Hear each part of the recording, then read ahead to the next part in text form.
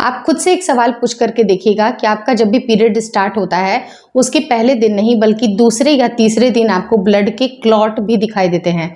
एक खून का थक्का हुआ सा जमा होता है या फिर जिसे हम लोग क्लॉट्स कह सकते हैं, क्लम्प कह सकते हैं, वो जनरली आपको सेकेंड या थर्ड डे और वो भी बहुत ज़्यादा हेवी फ्लो में भी आपको फील होता है। ये मैक्सिमम लेडीज़ के साथ होता है और मैक्सिमम लेडीज़ की जो पीरियड साइकिल होती है वो 28 से 30 दिन की चलती है। और अगर नॉर्मल पीरियड साइकिल की बात की जाए जो उनकी लेंथ होनी चाहिए वो 3 से 5 दिन तक होनी चाहिए। लेकिन पहले दिन सिर्फ और सिर्फ आप ब्लीडिंग एक्सपीरियंस करती हैं, वो भी हल्की हल्की ब्लीडिंग आने के बाद। जब सेकंड डे होता है तो सेकंड डे जो ब्लीडिंग की जो फ्लो होती है वो काफ़ी ज़्यादा होती है और उस टाइम पे आपको क्लॉट्स भी दिखाई देते हैं। तो आज की इस वीडियो में हम लोग यही डिस्कशन करेंगे कि ये पीरियड्स में आए हुए क्लॉट्स क्यों होते हैं और अगर ये ज़्यादा निकले तो क्या करना चाहिए, या फिर कई बार किसी महिलाओं के गर्भपात हो जाते हैं तो उस टाइम पे जो क्लॉट्स निकलते हैं और पीरियड्स के जो क्लॉट्स होते हैं उन दोनों में क्या डिफरेंसेस है, तो सबके बारे में आज इस वीडियो में डिस्कशन किया है। वीडियो काफ़ी इन्फॉर्मेटिव है, प्लीज शुरू से लेकर लास्ट तक जरूर देखिएगा। नमस्कार दोस्तों, मेरा नाम हर्षिता वर्मा है और आपका मेरे चैनल ट्विंस बाय वर्ल्ड पे बहुत बहुत स्वागत है। जब पीरियड्स के क्लॉट्स निकलते हैं तो ये बायोलॉजिकली बहुत सही भी होता है, क्योंकि जब अगर एक महिला की मेंस्ट्रुएशन होती है तो महिलाओं की मेंस्ट्रुएशन जनरली 28 से 30 दिन की होती है। या फिर कई बार क्या होता है कि कुछ एबनॉर्मलिटीज़ के कारण वो पीरियड साइकिल थोड़ी सी लंबी भी खिंच जाती है। तो चाहे आपका पीरियड्स जल्दी आए या बाद में आए, लेकिन आपकी एक चीज़ जो कि बहुत ही कॉमनली देखी जाती है वो होती है आपकी बॉडी बायोलॉजिकली प्रेगनेंसी के लिए प्रिपेयर कर रही होती है। यानी कि आपके यूट्रस की जो लाइनिंग है, जो थिकनिंग है, वो मोटी होती है, क्योंकि एज सुन एज जैसे ही फर्टिलाइजेशन होता है महिला के शरीर से निकले हुए अंडों का और जो मेल के सेल्स होते हैं उनका फर्टिलाइजेशन होने के बाद एक महत्वपूर्ण चीज़ होती है जिसका नाम होता है इम्प्लांटेशन। और इम्प्लांटेशन को सक्सेसफुल बनाने के लिए आपकी यूट्राइन जो लाइनिंग होती है वो मोटी होना शुरू होती है, क्योंकि ये बायोलॉजिकल तौर पे होता है। और अगर इन केस वहाँ पर दोनों ही चीज़ों का मिलन नहीं हुआ, फर्टिलाइजेशन नहीं हुआ और किसी कारणवश अगर इम्प्लांटेशन फेल हो गया तो ये जो यूट्राइन लाइनिंग है वो धीरे धीरे करके टूट टूट कर बिखरने लगती है। जब ये टूट टूट कर बिखरती है तो ये नेक्स्ट साइकिल के लिए आपके लिए प्रिपेयर होती है। नेक्स्ट साइकिल में नेक्स्ट अंडा प्रिपेयर होता है जो कि अपने फॉलिकुलर फेज से गुजरता है और उस टाइम पे अगर उसका फर्टिलाइजेशन हो जाता है और सही टाइम पे इम्प्लांटेशन हो जाता है तो ही आपकी प्रेगनेंसी रुकती है। यानी कि आपका जब भी यूट्राइन लाइनिंग जब टूट टूट कर बिखरने लगती है तो आपने ये एक्सपीरियंस किया हुआ कि आपके पेट के निचले हिस्से में दर्द इसी वजह से होती है, क्योंकि आपकी यूट्रस की जो लाइनिंग है वो टूट के गिरने लगी है और ये टूटती है आपको क्लॉट्स के रूप में। ब्लड के जो क्लम्प्स होते हैं वो आपको दिखाई देते हैं। पहले दिन आपको नॉर्मल ब्लीडिंग होती है, कई बार बहुत सारी महिलाओं की ब्लीडिंग कम होती है, फिर धीरे धीरे फ्लो बढ़ता है और सेकंड डे और थर्ड डे उनकी ब्लीडिंग ज़्यादा होती है, अलॉन्ग विथ आपको क्लॉट्स भी दिखाई देते हैं।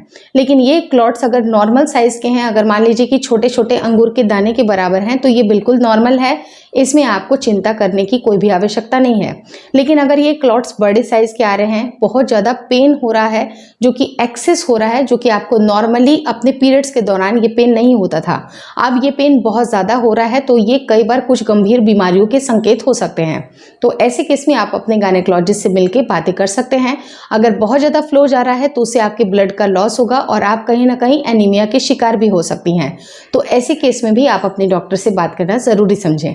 वहीं पर दूसरी चीज़ क्या होती है कि कुछ महिलाओं की प्रेगनेंसी रुक भी जाती है, जैसे कि 5 हफ्ते हो गए, 6 हफ्ते हो गए, उसके बाद उनका मिसकैरेज हो गया।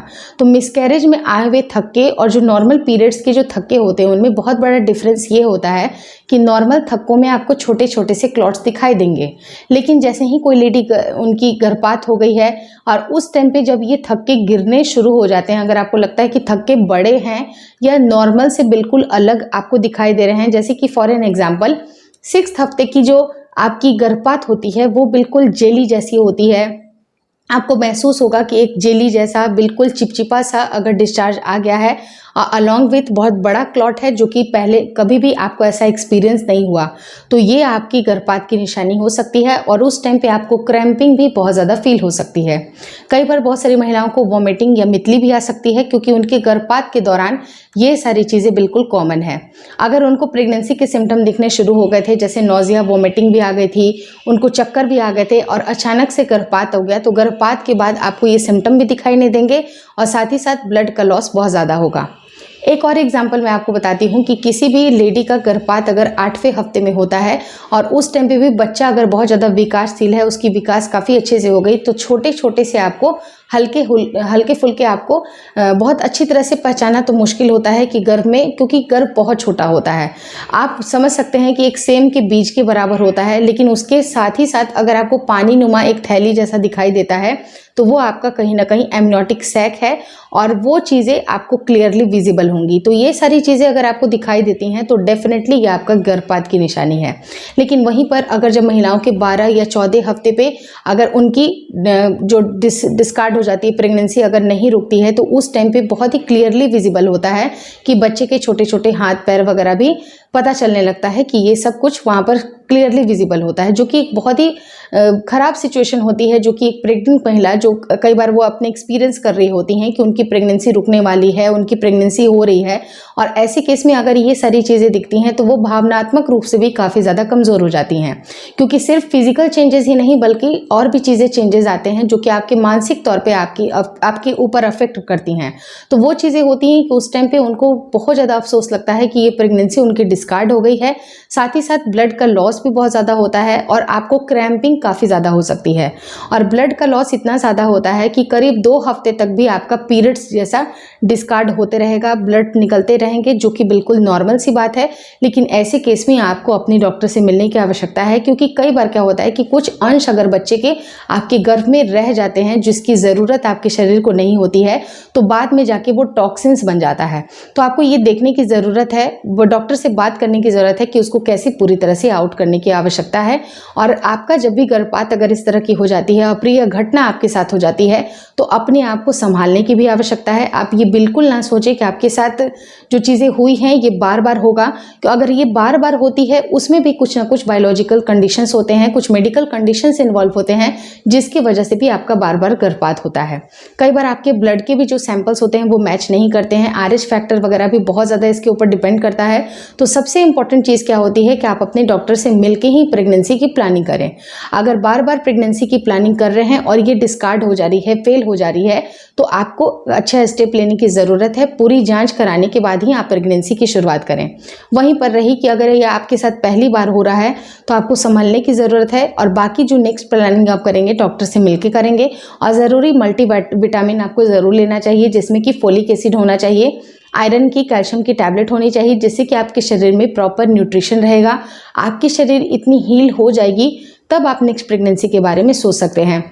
यानी कि जब भी अगर आपके साथ ये अप्रिय घटना हो जाती है, मिसकैरेज हो जाता है, उसके करीब 6 महीने के बाद आपको प्लानिंग के बारे में सोचना चाहिए, क्योंकि 6 महीने तक आपकी बॉडी में काफ़ी ज़्यादा डिप्लीशन आता है।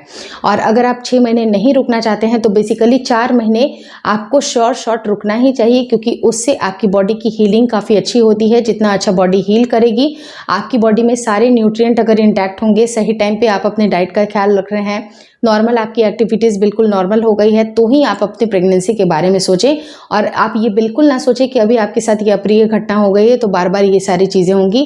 जब भी अगर आपकी प्रेगनेंसी रुकेगी तो डेफिनेटली आपके साथ बहुत अच्छा होगा। हेल्दी प्रेगनेंसी रुकने के लिए डॉक्टर से विजिट करना और उनसे रेगुलर अपॉइंटमेंट लेना और सारे शरीर की जाँच कराना इक्वली इंपॉर्टेंट है। और सिर्फ आप ही नहीं बल्कि आपके पति की भी टेस्ट होना बहुत ज़्यादा ज़रूरी है।